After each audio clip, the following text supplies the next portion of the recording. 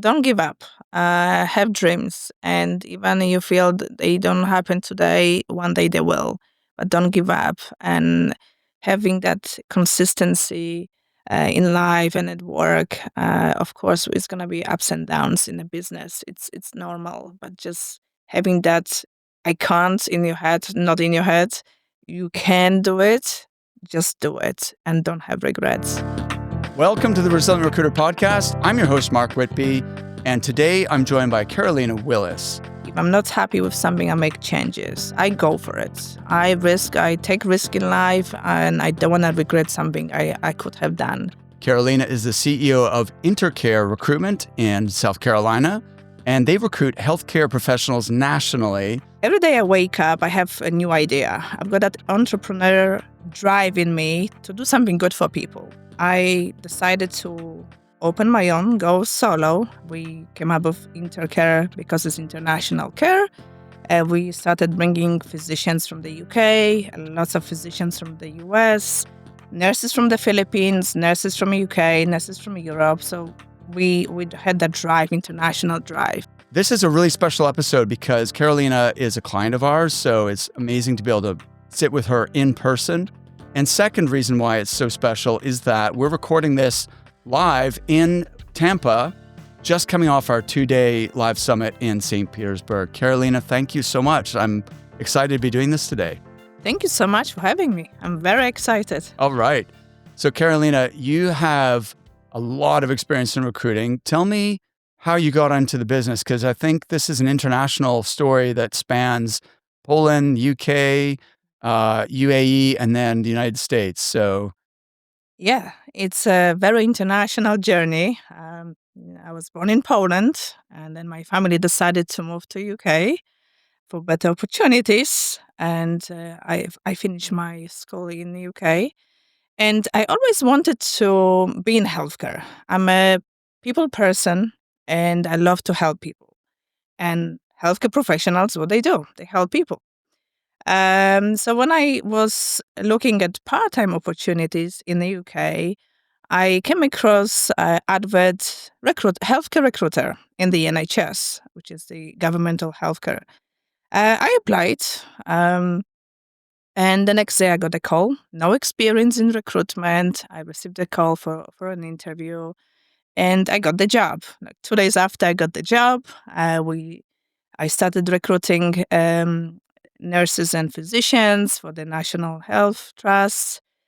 Started organizing big events in Europe already. In my 6 months of working there, I excelled so fast. I became a manager and started leading recruiters, started leading events, European events for international nurses to bring them to NHS. So I did that for quite a while, very successfully. I fell in love. I have that passion for healthcare that also helps me. And one day I woke up and I decided to go to Dubai. I I told myself, I've got enough of the rainy weather, cold weather. Let's move to somewhere warm, somewhere where healthcare is expanding at that time. I saw the potential of making my career in the Middle East, and I got a ticket without a job. I went to Dubai, landed in the sand in a desert, and got a job in 2 days with my experience back from UK. Started working for a couple of companies in the same healthcare recruitment, recruiting nurses, recruiting physicians. But I had that drive in me. I have to do it on my own. Every day I wake up, I have a new idea. I've got that entrepreneur ideas and um, drive in me to do something good for people. And I decided to open my own, go solo, along with my now husband, where I met in Dubai. He is from the UK, and we met in Dubai. And yeah, I told him I'll go solo. I'll start recruiting. We came up with Intercare because it's international care. We started bringing physicians from the UK, lots of physicians from the US, nurses from the Philippines, nurses from UK, nurses from Europe. So we had that drive, international drive. And we did for some time. And then I woke up one day again with a new idea. Seems to be a pattern emerging here. Yes. And I said, shall we try somewhere else? To my husband. He said, oh, yeah, here you go again. A new idea. But we've been recruiting so many nurses and physicians from the US. They said, you do such a great job by bringing us here, your service you provide for us, the care that you give for people. Why don't you expand your services in the US? And I said, oh, that's what I thought. Maybe US, that will be the next country I'm going to move to. I was thinking about Australia, Singapore, but then I said, okay, let's try the US. And in 2015, we landed in New York. We moved to Florida first because we had good friends, doctors that I placed in Dubai. They invited us to America, and we said, yeah, we're expanding our services to United States. And yeah, that's how I started my career here in the United States. Amazing. Yep. Okay. Amazing. Thank you for telling me that story. I don't think I'd heard that full version of it. So that's brilliant. Um, so how did you end up in South Carolina?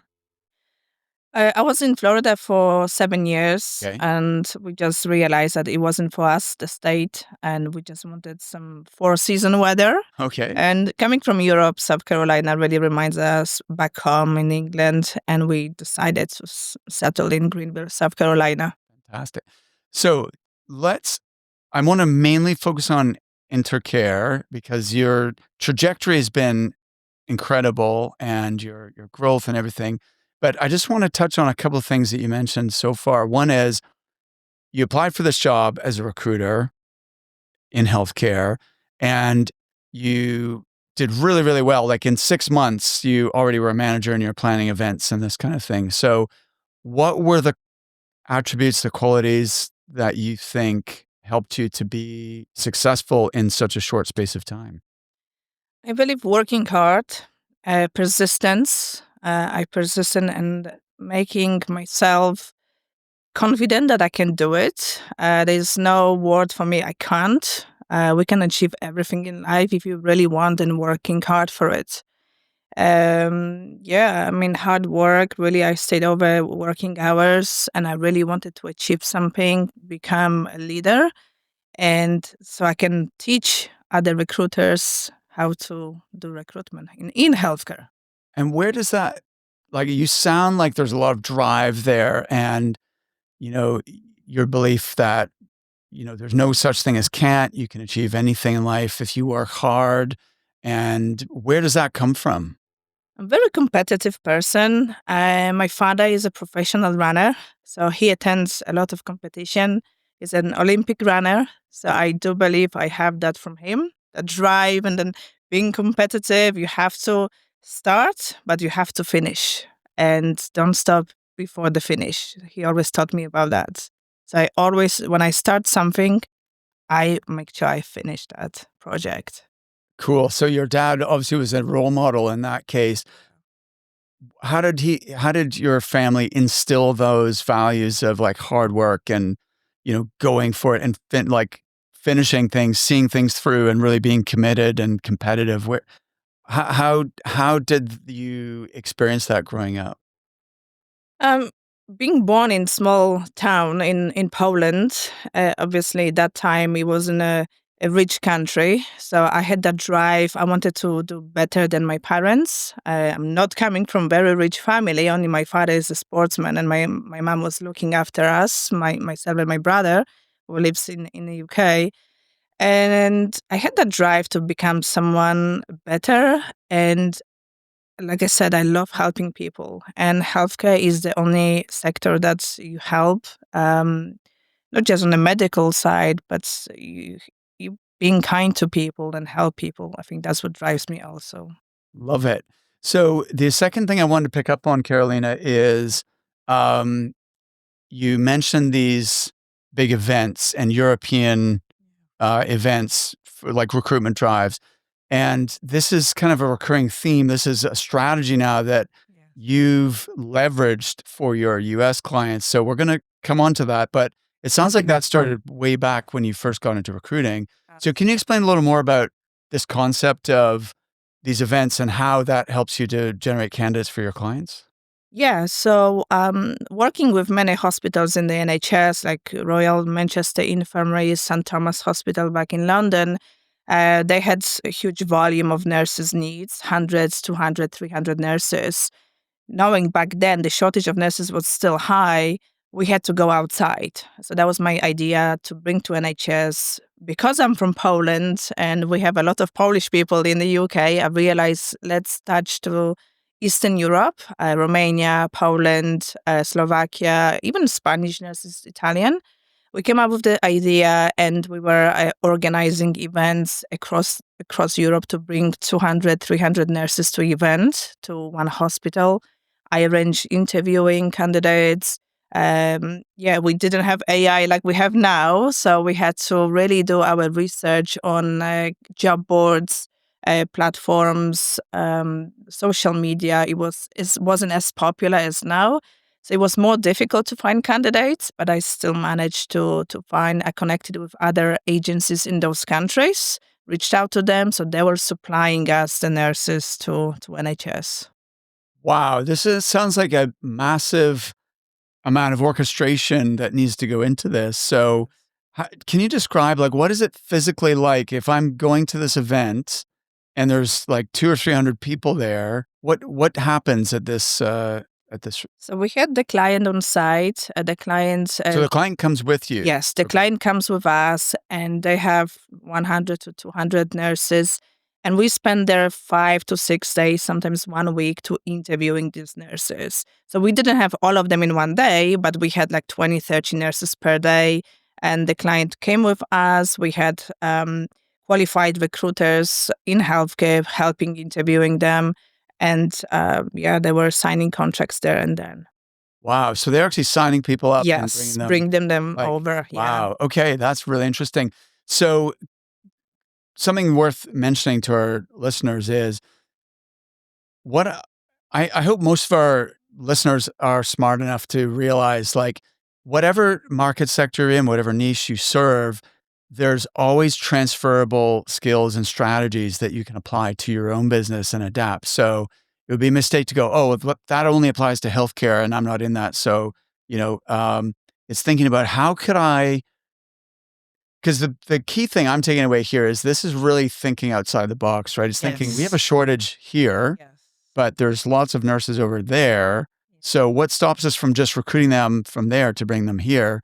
And this high volume approach is really fascinating. So let's talk about Intercare recruitment then. So um, you have experienced rapid growth over the last couple of years, but I'm sure there's been some challenging times as well. So, like, tell me about that first year, 2 years of running your own business for the first time. Yeah, so in the US or Where no, like, take me to back to the beginning because you started in the UK, right? no, I started in Oh, Dubai. Dubai, Yeah, Dubai, of course. NHS was England, and then in Dubai, I did work for a couple of companies there, and then I decided to go solo. So in Dubai was just myself and my husband, Anthony, and yeah, it was hard work. To go beyond the business development, I had to do business development, find candidates. The candidates wasn't as difficult to find because I already had that like, database of candidates from my previous roles, and I created that relationship that they always refer candidates for me for the service I provide. So it was a hard work the first year, still in different country. I had to learn the legalities. Healthcare is more complex because you really have to understand what every physician does, what nurse, different licensure in different parts of the UAE. Dubai has different license for nurses than Abu Dhabi, so I had to learn all of that. Then I expanded to Saudi Arabia, so I was slowly expanding the market. And then we were very successful. We were growing to the point where I really wanted to have a team. because it was just the two of us. But then, like I said, I woke up one day with another idea. I need something bigger than that. I like challenges. I don't like easy things. And and we decided to come to US.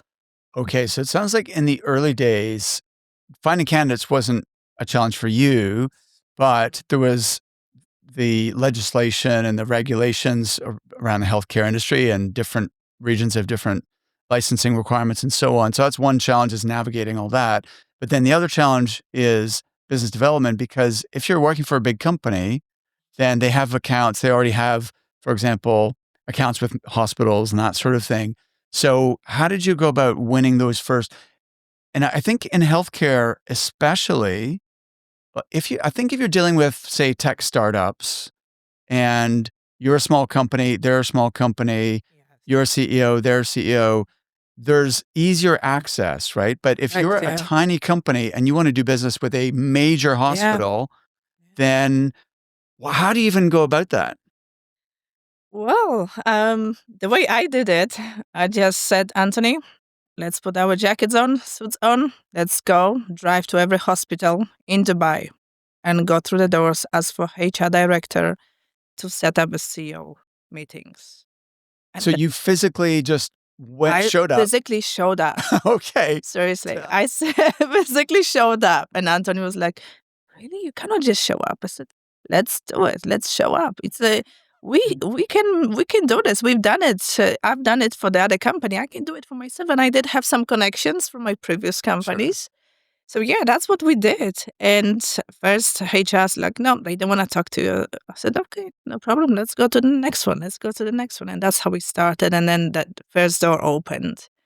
Uh, Okay, this is huge. I need to explore this further. So, um, first of all, that's quite great. Not many people do that these days. Is literally, like, people think cold calling on the phone is hard, but physically yeah, showing, like, cold calling in person, yeah. that's real old school.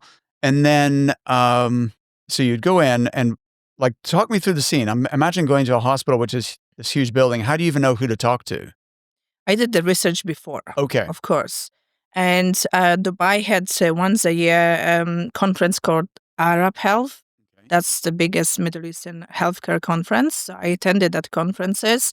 So I knew people Okay. and I knew the names, and I'm a researcher. I love researching. I love reading. I love researching. So my husband always said, "You should be a detective because you love challenges and you love the harder stuff to research on."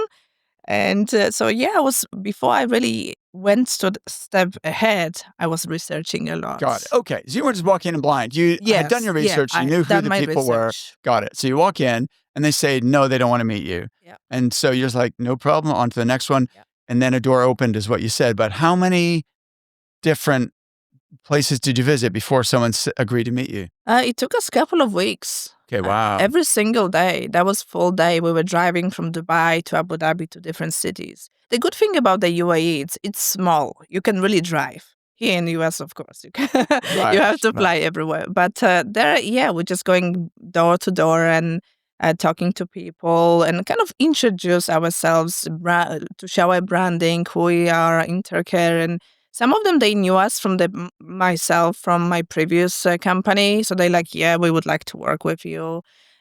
So yeah, that's how it happened. So you spent a couple of weeks driving around, visiting hospital after hospital.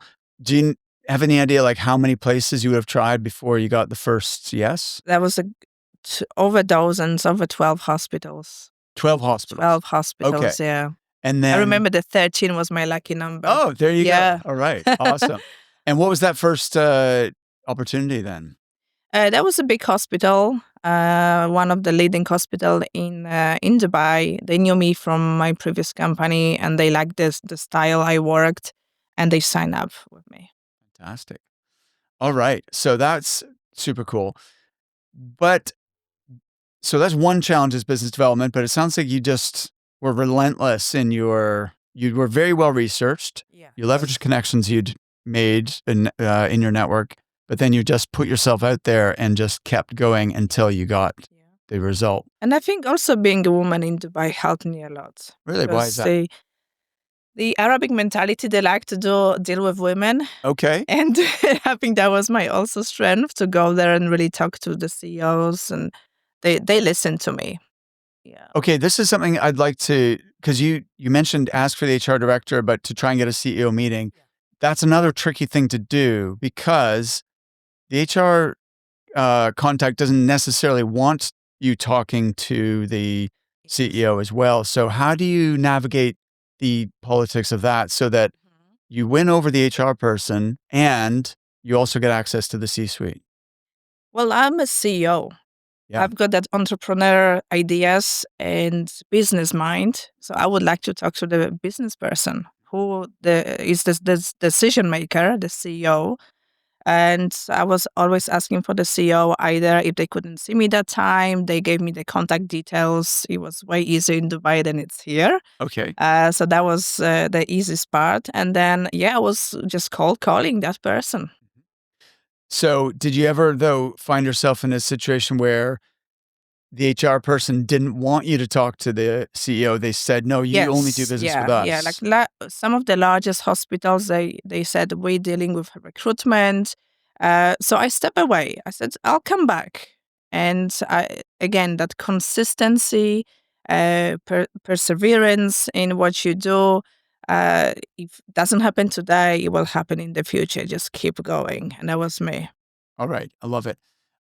Were there any other kind of challenges or roadblocks that, in those early couple of years that The biggest challenge we had is to get payments. So when we were placing candidates, physicians, nurses, we were struggling to get paid. okay, that is That was the biggest. this is a huge challenge for small businesses. I don't think it gets talked about enough. And, Yeah. you know, if you don't get you can make placements, you can make sales, but if you don't get paid, Yeah. then, you know, the sale isn't really closed until the money's in the bank, right? Correct. Yes. And, otherwise, it's just all theoretical until that Absolutely. money's in your Yes. account. So, what was the reason that the payment, like the debtor days were slow, and how did you overcome that? Yeah, I mean, we had to go in person again and really ask for the money. Our physicians were working, but we never got paid. And we were really tired of that for sending good, qualified physicians or nurses. And we didn't get paid. And to go into legal matters, it was too expensive. And if you don't really speak Arabic, you cannot win in legal cases in the UAE, in the Middle East. So that's drove me kind of to step away from the Middle East and look for another opportunities elsewhere. That's understandable. But obviously, you did manage to collect, I hope, Yes, the yes, we majority of did, your we fees. did, So we you did. mentioned showing up in But it took person. a year or two to collect all the money that we Really? needed. Yeah, Okay. so we were just in that situation. It was just myself and my husband. But yeah, if we had children, that would be a different story. Right. Okay. Yeah, that's rough. So how did that affect well, let me just finish asking. So it sounds like your same mindset when it comes to business development, Yeah, you can apply to credit control as well, right? Being persistent, showing up absolutely. in person. Were there any other ways that you found were successful at getting paid faster? Um, no, we had to go in person. Okay. It was yeah. All right. So, because this is an issue that comes up in Oh any yes, country, in right? any country. Yeah, Especially, do you know what? I find bigger companies and organizations are the worst. They yeah, take the longest to pay. And there's this weird, like, as a small business, you almost feel like you have to accept it because, especially if you're yes, getting a large percentage of your business from a big company, yeah, then you're sort of W I don't think you are stuck, I think you always have choice, but it can feel like, yeah, well, I just have to accept it's like, yeah. 60, 90, 120 days till I get paid because otherwise we can't work with that big customer. Mhm. And I would argue, first of all, you always have a choice which clients you wanna partner with, right? And if they're genuinely not gonna pay you for that long, Yeah, cash is king for small businesses, so personally, I would be looking for new and better clients in that Yes. scenario, Yeah. which I guess is kind of what you did. We did, yes, we did. We found some good ones at the end, really good ones that even offered me to become their CEO Okay. of a hospital. Really? Wow. Yes, yeah, and but that was our mind was already set on Florida. We had everything arranged, but they said, "Please, come and work with us. We saw your achievements in the UAE, and they wanted me to become the hospital CEO." But I So wait a declined second. the I offer. need to hear this Yes. story because this is a twist in the tail that I hadn't expected. Just before I hear that, on the subject of credit control, second thing apart from choosing the clients is also uh, realizing everything is negotiable, even if it's a big company, Yeah. that you can get those payment days down.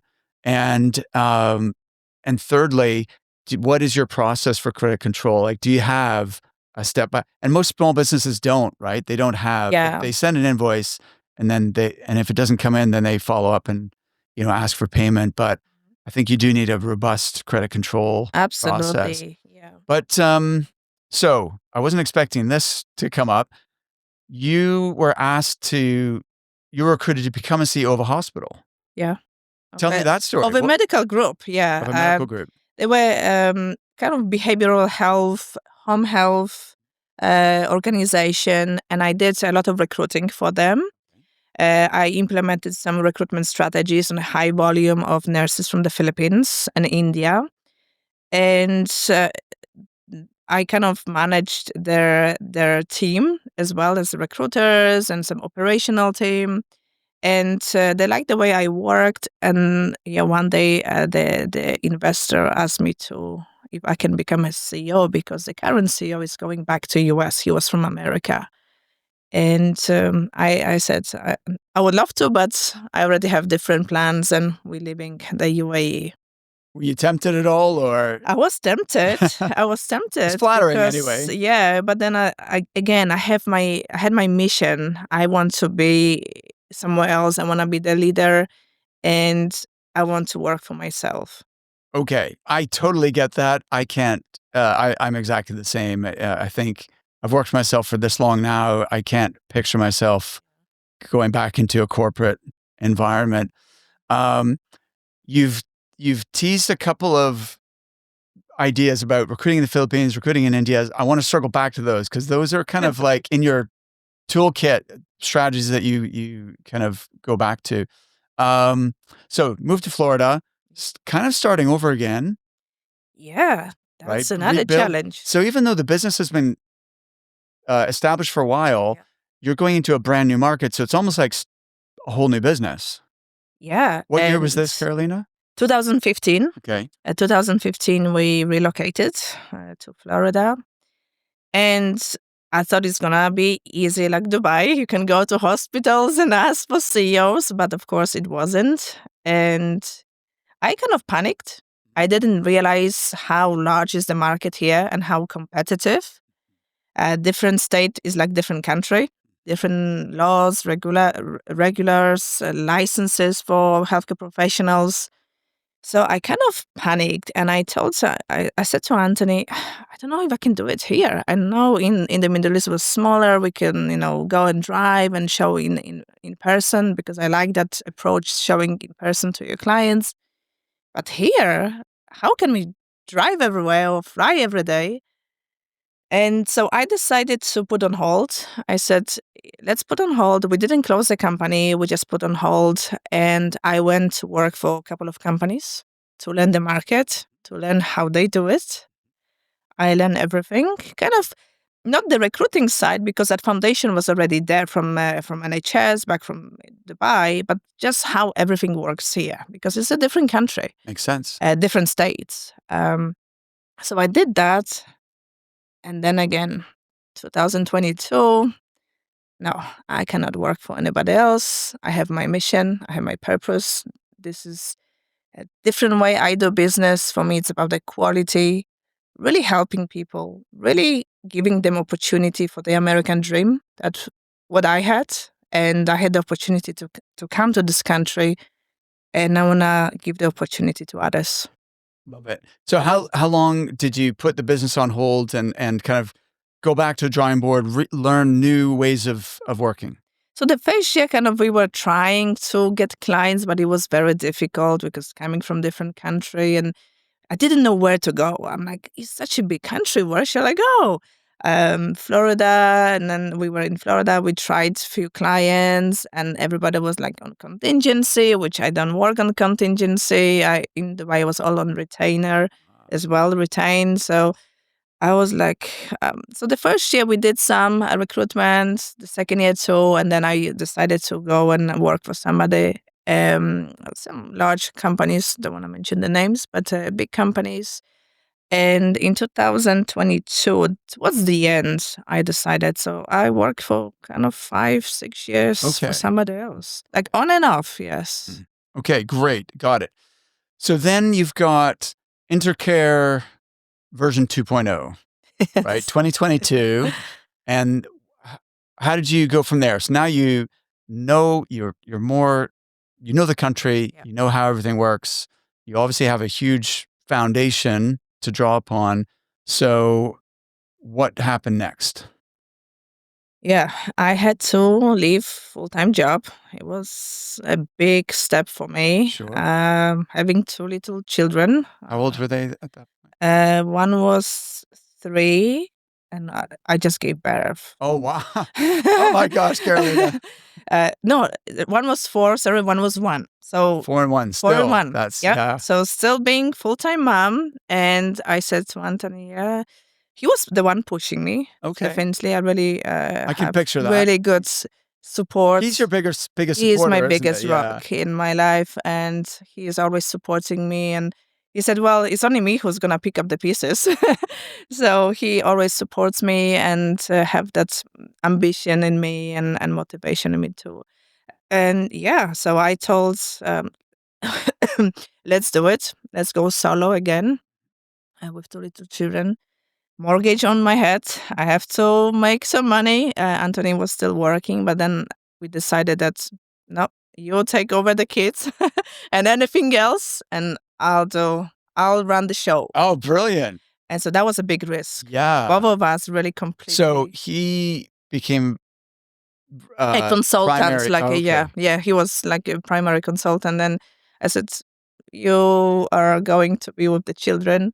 Helping me also, he's still in the business, financial, all that financial stuff he does. But I'm kind of running the show. Yeah. So it was difficult at the beginning. Really tons of work, working hours, long working hours, small children.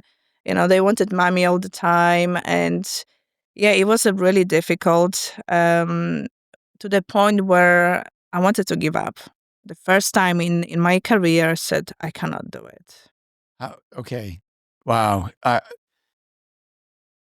what point was this, Carolina? So So the first year, I started in 2023, beginning like January, because at the end of 2022, that was my idea, kind of slowly stepping down from my other company and going solo.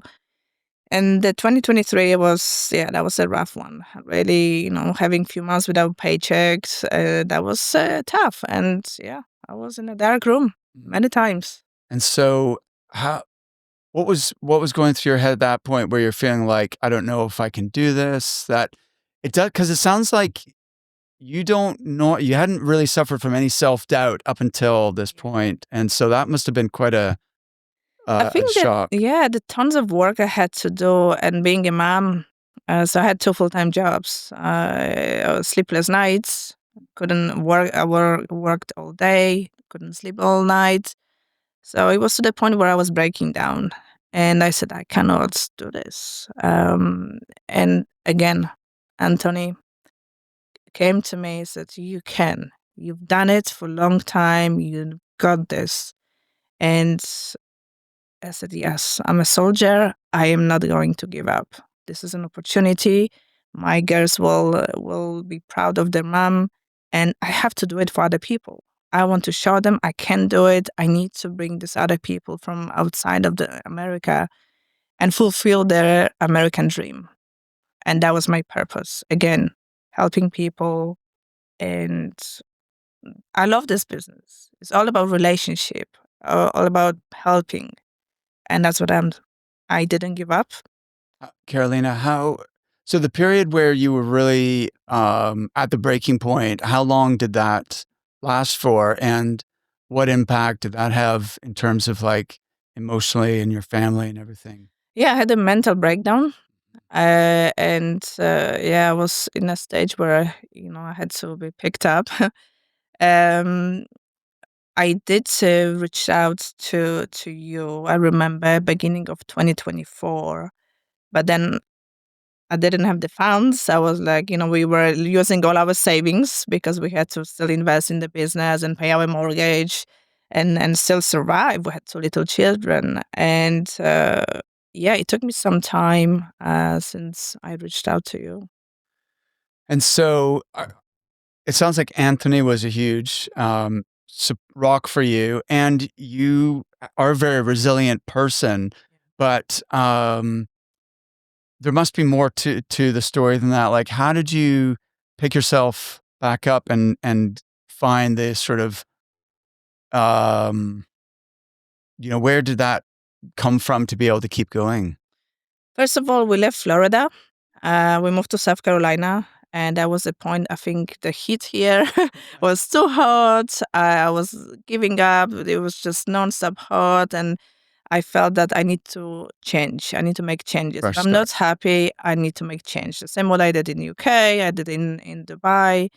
If I'm not happy with something, I make changes. I go for it. I take risk in life, and I don't want to regret something I could have done. And yeah, so we moved so that start fresh, and yeah, that brought me like a fresh air into my head. Really, new environment, and new ideas, and yeah, totally told myself I can do it. Love it. Okay, so let's talk about now you have a wealth of experience in healthcare recruiting, and you've seen it done in different countries in the UK, in the Middle East, and now you knew how to make it work in the States.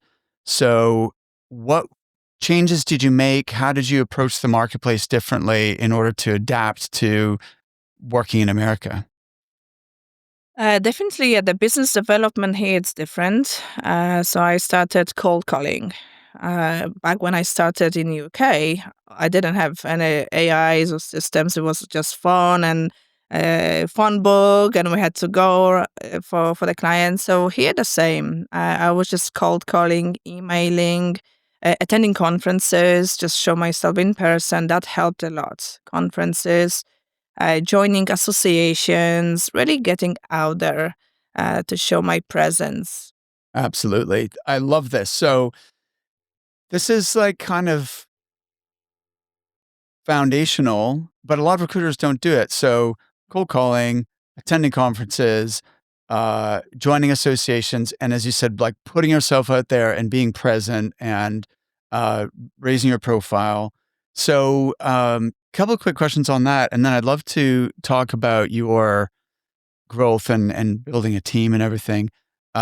First of all, there's so many conferences. How do you choose? And they can be very expensive. And this is the challenge that recruiters have: is how do you know which ones are worthwhile and which ones are going to be a waste of time? So yeah, again, going back to Dubai, I wanted to deal with CEOs. I'm going to these conferences where the CEOs are there. So like a leadership, CEOs of hospitals. We get invitation for the associations conferences. We're part of North Dakota Healthcare Association, Colorado Healthcare Association.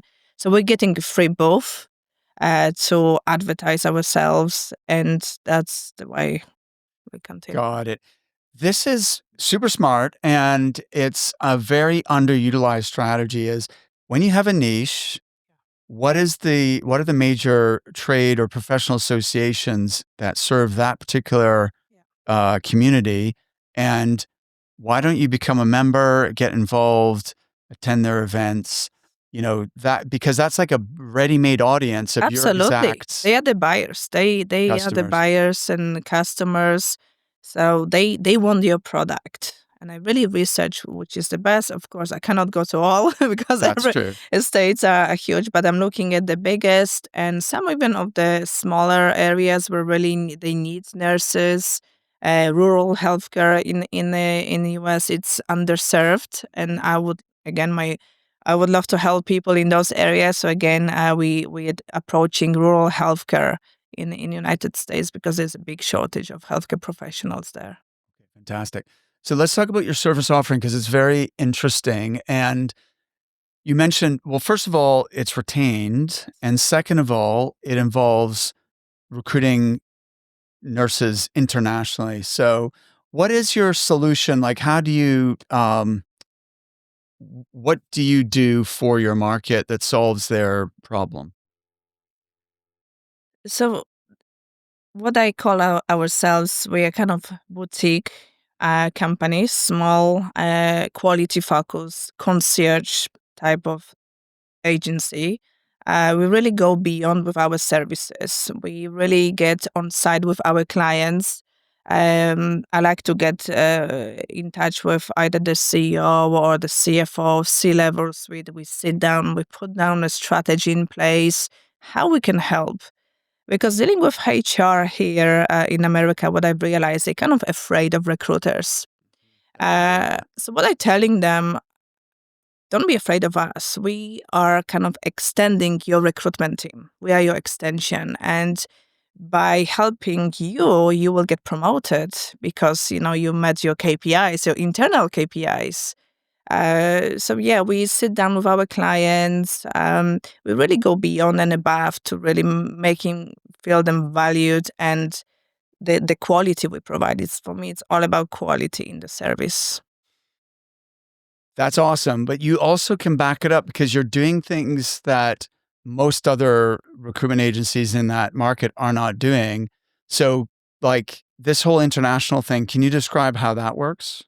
Yes, we connect with international nurses. All of them now comes from referrals because we've placed so many nurses, and they call the Philippines is the nursing hub. Yeah. So they all know each other. We have connection with some nursing schools now and back in the Philippines, and we provide the full service for them: immigration, onboarding, helping them with flights on when they arrive here. We're helping them with getting their social security, with driving license, so really going beyond and above. And the other good thing about our company is all our recruiters are nurses. Oh, So they speak the same language. They have that connection from day one.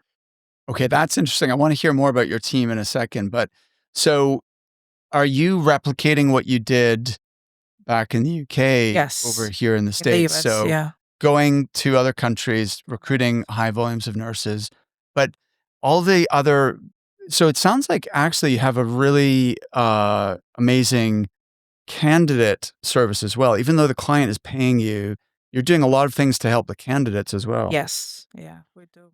So, how does the retainer work then? Because from what I understand, and I could be wrong, I don't really know the nursing recruiting space very well, but I think most of them are contingent.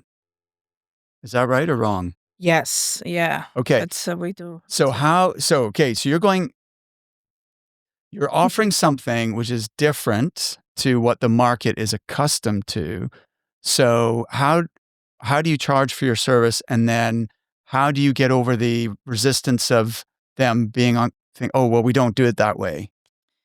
Um Again, we like to have exclusive contracts, retain contract. They have to pay us upfront because we cover immigration costs. Okay, that makes So sense. we So have there's a to logical explanation why logical, we need to get yes. paid up front because This is package what we includes cover, this, this, this. yes. So they don't have to worry about any immigration onboarding. They get ready, licensed US RN. Wow, that's cool. So you're actually absorbing those costs as part of the Absolute, fee. yes. Yeah, Wow, that's a huge differentiator. yes. Okay. And our guarantee period is also different than others. We do 12 months guarantee. Wow. Okay. And we fully engage with our immigration attorney on the immigration. So yeah, we do the full process from day one until Okay. they Wow. arrive. Yeah. This is really cool. So now it makes sense. So for listeners, what your takeaways are, first of all, what are your differentiators? How are you going to stand out from the competition? You know, especially if you either want to charge premium fees or get retained, your clients are not going to agree to that unless you can show them a Correct. unique solution that is solving their problem that they can't get anywhere else. So, Absolutely. yeah, that's awesome. So, tell me about this growth trajectory then, because going from just you and Anthony to now you have a team of 7? 7 years. Yeah. That's because of you, Mark. Oh, Seriously, it's huge. You made huge impact on our lives, and I couldn't be more grateful and thankful to be with you well, here. Carolina, it's very kind of you to say that. I cannot take any credit because we coach lots of recruiters, but, and I think we do make an impact and we do add value and we help people to grow. But your growth trajectory has been incredible. So it can't be down to me. It must be down to you. So tell me about how you grew the team, what your strategy was. Do you only recruit nurses or is it just your preference? uh, 70% is nurses, but we are open for physician recruitment too. My background is also strong on physician side, like back from Dubai as well, and from my previous companies in US. So we do also offer the physician Got it. part. But for your own team, you mentioned that all your recruiters are nurses or Yeah. were nurses. So what's your thought process behind that? So I'm stealing nurses to be my recruiters. So I guess you're talking to nurses anyway. Yeah. So how do you identify the ones you think would make good recruiters? Uh, um, And what's your do they approach you or you're talking to someone who's applied for a nursing job and you Yeah, say, they "Hey, apply. They just want to step down from the nursing side, and they feel that they want to help nurses, okay. especially on the international level. So yeah, they apply, and I like the background because they already know the skill set. They know the language. It's gonna be easy to connect with even physicians and clients. Clients like that. Yes. Clients do like that we have nurses on site because by the time we send that resume or the full profile, we don't just send CVs because we really send the full profile, background check, references, cover letter, so full profile. These nurses are already interviewed by nurses. So the hospital only spends 10-15 minutes and here you go, offer. Because Wow, they're already that's fully awesome. prepared. So that's way different than other agencies. Okay.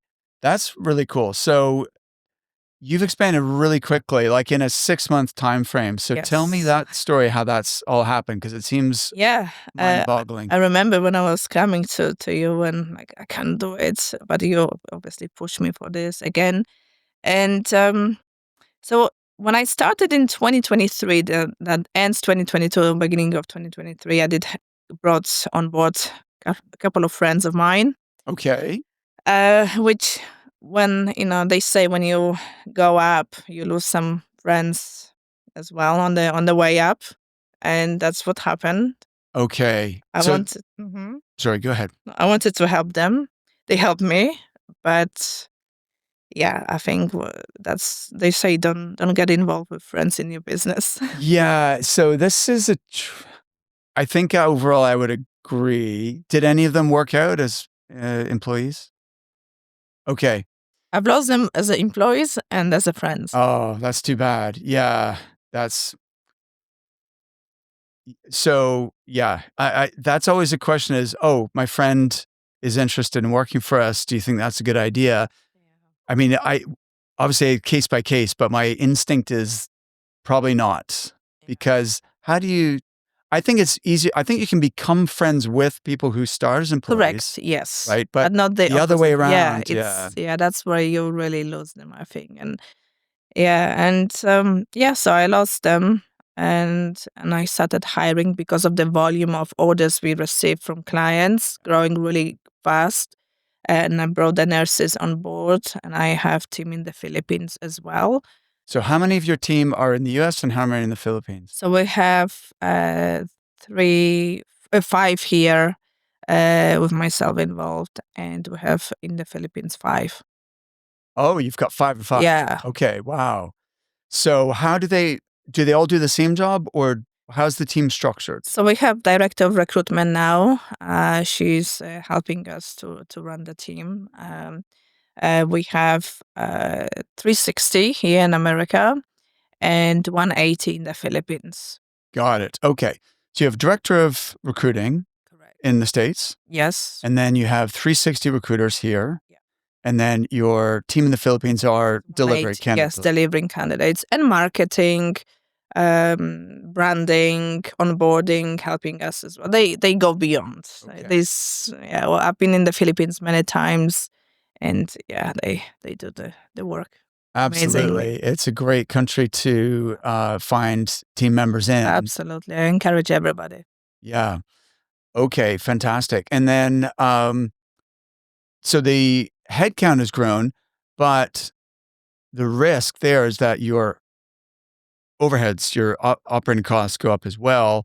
So, but how about the revenue? How's that been growing over the last 6 months or so? Yeah, I mean, tremendous revenue, triple, maybe even more than triple, from May, June, making 5,000 a month to 300,000 a month. Wow, that's crazy. 475 475 December. in December. Wow, Carolina, that's incredible. You must be so proud. Yeah. But my team, I have to thank my team. We have wonderful. I am so lucky to have my team. Who they are. We all work together. We all supporting each other, and that's what matters for me. I'm working for them. I love that. What now, hiring and managing team members is a challenge in itself, especially in recruiting.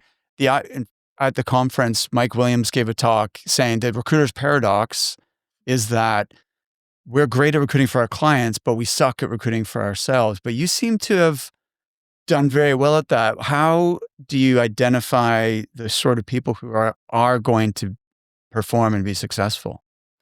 I see in people motivation and ambition rather than skills. You can teach skills, but you cannot teach attitude. True.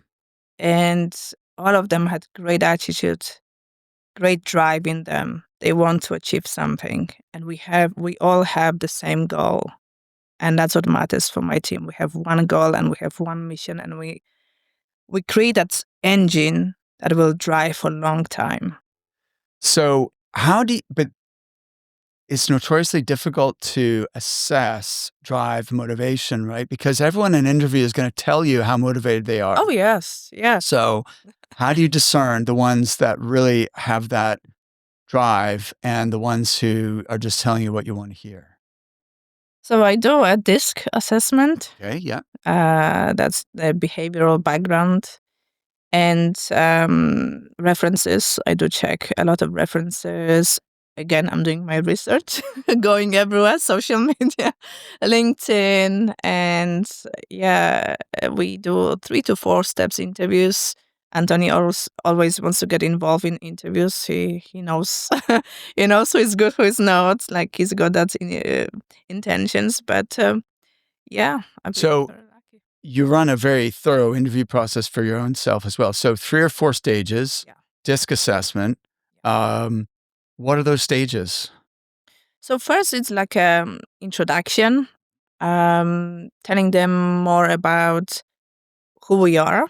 Uh, we kind of we are startup, but we kind of relaunch. So it's difficult to call us startup because of the experience. But I do tell them like we just relaunch and we kind of like a startup. So it's hard work, being on the calls and. Yeah, so I the second interview will be more about them, what they can show me, like what experience they had. They can if they can interview, they can check the resumes because most of them, all of them here are nurses, so they never done recruitment. And then the third and sometimes fourth, we try to finish on the third. It's I go and really assess ask some questions about their behavior, their personal life, also like will they affect the business. So I really get engaged with them for the first 3 to 4 times we talk. Okay, fantastic.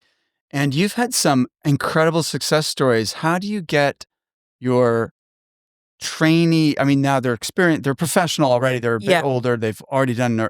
nursing, but they're brand new rookie recruiters. How do you get them to perform so quickly for you? I implement coaching, like I'm kind of mirroring you Okay. to my team. We do once a week coaching. The training when they start is intense 12 weeks training. I sit down with them. They make calls. We review resumes together, which they sometimes better than me because they're nurses. Um, but yeah, I'm giving them autonomy. They like that. They're not under pressure, and I have to say, maybe I'm lucky that I got the team I got because the third recruiter that came on board, zero recruitment experience, and the week 3 was 5 placements. That's Second insane. week, sorry, second week. So 0 recruiting experience, second week, 5 placements. Now, okay. It's like So obviously that was a talented person, but also you must have systems in place yes. already that they're coming into they're you've given them a platform Correct. where you already have a lot of tools, Oh, resources, yes. systems, processes in place that allow them just to Yeah. right away start getting traction. So can we talk a little bit about that? Because I feel like you could take that same talented recruiter, put them in a different environment, different company with maybe less support. They wouldn't be making 5 placements in week 2. So what are the tools and resources that you're now obviously training is a huge amount, but what's tools, resources that you're giving them access to so that they can really hit the ground running and be successful quickly? Yeah, I invest in people. If I see that potential, I always say it's a worth investment, and I give them lots of tools: the AI platforms, database, access to conferences. We fly them over to conferences. Even that the director of nursing, Beverly. When she joined, she said, "Wow!" She came from another recruitment agency. She had 3 years of experience before quitting nursing, but she was impressed as such a small company has so many tools and coaching and support that sometimes the large healthcare organization in recruitment don't have it. Mm. So what are some of those tools then? We use like Juicebox, Apollo, Dripify, Instantly. So we have all the tools, different job boards, Okay. Different job board. social media, marketing, conferences. So there, although you're a small company, you are giving them access to tools of a much bigger company. Yes. So that's incredible. Um, Looking back, is there anything that you would do differently that, or any mistakes that you think, oh, if I knew then what I know now, I would have approached that differently? Yes. Don't hire friends. Okay, that's the main That's takeaway. the Fair main enough. takeaway. Yeah. Um, and I wish I have done it sooner when going solo rather than waiting to that 2022, 2023. I wish I had done. Do you know what, Carolina? I've often felt like that about my business. Like, oh, I wish I'd done this sooner or whatever. But then I realized like it happened at the time it was meant to Correct. Yeah. because who you are now, what you know, the resources, the experience, the knowledge you have wasn't the same then. And so if that opportunity had come earlier, you might not have been able to Absolutely. achieve what you have this time around. So I try not it's hard not to like think, Yeah. "Oh, I wish It's I'd always, done yeah. this or that," but Mhm. I think we need to just feel like this has come at the perfect time. This was kind of meant to be at this Yeah, I time. agree. And, so mental health, I think, is something that's important to you as well. Could you say a little about your involvement in that? Yeah, I like to get engaged with behavioral health facilities. Obviously, having that breakdown earlier in life, I would really want to help these people who suffer. And so we're part of foundations like American Wish for oncology for children. I like to give back to communities. And again, coming back from when I was little, I love helping people. I teach my girls to be kind. We go every year for Christmas to hospitals, giving toys away to really show them the resilience as well. But you have to help each other. And yeah, I'm trying to gather some psychiatrists and provide a foundation of mental health here in America. Wow. So is this something that does this Another exist idea? now? Or this is not the No, next it's idea? another All idea right. I'm working on, and yeah, started writing a book as well. So I'm so excited. Wow. Well, to be continued then. Is there anything that you wanted to chat about today that we haven't discussed yet?